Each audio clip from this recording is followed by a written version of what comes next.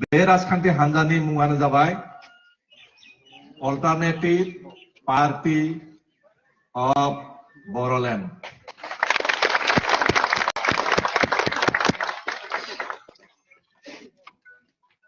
Alternative Party of Boroland. Abbreviation now APB. APB long live. Long live. Long live. APB long live. Long live. Long live. दायो नोंथांमोनाथ' बे भिडिअनि गेजेरजों नोंथांमोना नुखाबाय नङा होमबा लोगोफोर आं ससे सिगाङावनो क्लिप्स भिडिअनि गेजेरजों होखादों। दा जोंहा बेवहाय गोदान मोनसे राजनितिक दोलो हान्जा जोनोम जाबाय नङा होमबा लोगो नोंथांमोन।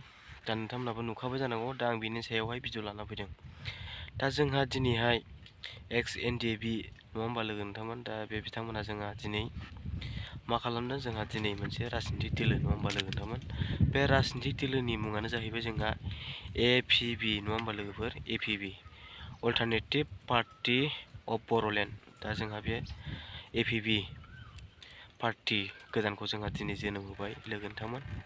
दा दिनैहाय जोंहा मानि थाखाय दिनैहाय गोदान पार्टी जोनोम जादों होनोब्ला जोंहा सोरनि थाखाय दिनैहाय सोरनि दायनिगिरिनि थाखाय दिनैहाय जोंहा गोदान पार्टी दानो गोनां जादों आरो जोनोम होनो गोनां जादों होनोब्ला जोंहा जाय बिटिआर एकर्ड खालामनाय नङा होमबा लोगोफोर। दा बेवहाय बिटिआर एकर्डआव जोंहा गोबांथार बुहुल बुजा नङा होमबा लोगो नोंथांमोन। दा दिनैहाय बे बिटिआर एकर्डनि गेजेरजोंनो दिनै साफ्रोमबो XNDPफोरखौहाय दिनै थगायनाय बायदिखौ जोङो नुनो मोनदों आरो दिनै नुगासिनो दङ।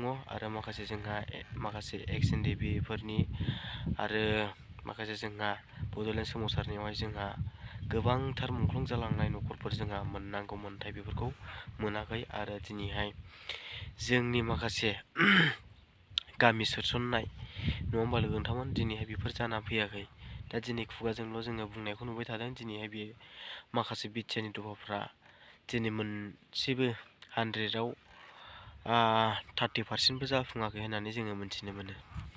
दा बेवहाय जोंहा दिनैहाय बे APB गोदान राजनितिक दोलो दानियाव जोंहा दिनै रायजो राजाया लस दं ना लाब दं, जोंहा दिनै बिसो साननो गोनां नङा होमबा लोगो नोंथांमोन। दा दिनै जोंहा गोदान राजनितिक दोलोआनो दंखायो नङा होमबा बर'नि गेजेराव। जोंहा मैखोम नङा होमबा बे मैखोम मोननै जोंहा राजनितिक दोलो थासेयावबो दिनैहाय मोनसे राजनितिक दोलो जोनोम जाबावनाया बेसेबांबा गिदिर खोथा आरो साननो गोनां बा सिन्था खालामनो गोनां जोंनि बर' जाथिनि थाखाय आरोखि ना। दा बेवहाय जोंहा मैखोम बर'नि थाखाय मोननै राजनितिक दोलो थासेयावबो दिनै जोंहा मोनसे आरोबाव गोदान जोनोम राजनितिक दोलो जोनोम जाबावनाया दिनैहाय बे जोंहा जोबोर सिन्था खालामनो गोनां। सिन्था खालामनांगौआ नैबेसो जोंहा दा दिनैहाय बिटिआर एकर्डनि दफाफ्रा जुदि दिनैहाय आखरे दिनै जुदि मावफुंजानायमोनब्ला दिनै बे राजनितिक दोलोआ फैनाय नङामोन। दा जोंहा बे बिटिआर एकर्डआनो जोंनि जाय बड'लेण्ड सोमावसारनायावहाय जिउ गोमानांनाय मुंख्लं न'खरफोर आरो माखासे XNDPफोरनि माखासे रिहेबिलिटेसन मोननांगौ मोन्थायफोर बेफोरखौ जुदि दिनै मोनजोबनायमोनब्ला आरो बे बिटिआरनि दफायावहाय जोंहा लिरनाय दं होनदों जोंहा बिटिआर सरकारनि जाय मावफुं सोद्रोमाफ्रा दा बेवहाय जोंहा सिमा बारायनाय आरो गामि सोसननाय बेखौ बुंबाय थायो। दा बेफोरो दिनै मानो गामिया मोनसेबो सोसनजायाखिसै नङा होमबा लोगो नोंथांमोन। दा बेफोरो बेसेबां दुखुनांथाव। दिनैहाय जोंनि रायजो राजाखौहाय थगायनाय नासयनाय जोंनि बेसे खोनासंबावनो। गावजों गावल' दिनै ससियेल मिडियानि गेजेरजोंहाय उमुक मावबाय दिनै गासिबो बिटिआरनि दफाफ्रा 100आव 90% जाफुंबाय बेफोरबायदि जोङो बुंनायखौल' नुनो मोनो। आरो नैबे इउपिपिएल आरो बिपिएफनि राजनितिक दोलोनि जोंहा गावजों गाव थुनज्लायलायनायखौथ' जोङो मिनिनोसो ओंखारखाबाय। दा मा जागोन बे मोननै राजनितिक दोलोआ बिपिएफ आरो इउपिपिएलआ। दा बेवहाय जुदि बै समाव जुदि जोंनि माखासे बे मोननै राजनितिक दोलोआ जुदि मोननै हान्जाया गोरोबनानै जुदि दिनैहाय बिटिआर बा बिटिसिखौ सालायनायमोनब्ला दिनै बे जोंहा गोदान राजनितिक दोलो हान्जाया दिनैहाय जोनोम जानांगौ जेबो दरखार जानाय नङामोन। मानो होनोब्ला जोंहा बे माखासे बिटिआरनि दफाफोरखौ मावफुंनो थाखाय जोंहा गोख्रों खामानि मावनो हागौमोन। जोंहा बे बिपिएफ आरो इउपिपिएलजों जुदि गोरोबनानै बिटिसिआव जोंनि बे बर'नि राजनितिक दोलोआनो जुदि दिनै सरकार सालायनायमोनब्ला दा बेवहाय जोंनि बिटिआरनि दफाफ्रा बोरै मावफुंजागोन।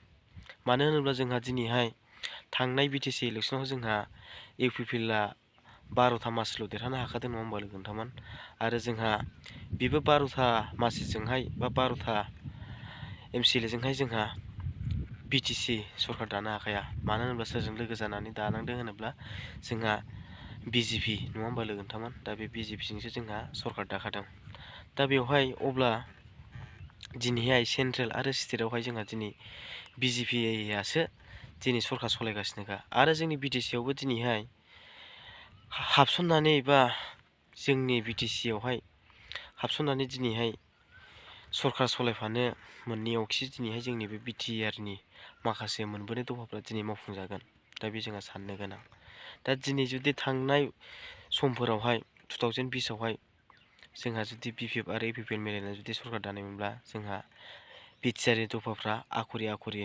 मावफुंजागौमोन होननानै आं सानो दा दिनैहाय बुहुला जाहैबाय जोंहा जाय बिटिआरावहाय दफाफोर माखासे गोबांथार मोजां दफा जादों होननानै दिनै बुंदों सहाय दिनै मोनसेबो मावफुंजायाखै दा बे मावफुंजायैनि थाखायनो दिनैहाय बे गोदान राजनितिक दोलोआ दानो गोनां जादों होननानै आं सानो दा बे गोदान राजनितिक दोलो जोनोम जानाया रायजो राजानि थाखाय लस जादों ना लाब जादों नोंथांमोनहा बिजिरनानै नायबानो जाबाय दा दिनैनि आंनि भिडिअ लाबोनाय बेखिनियानो लोगोफोर बाय बाय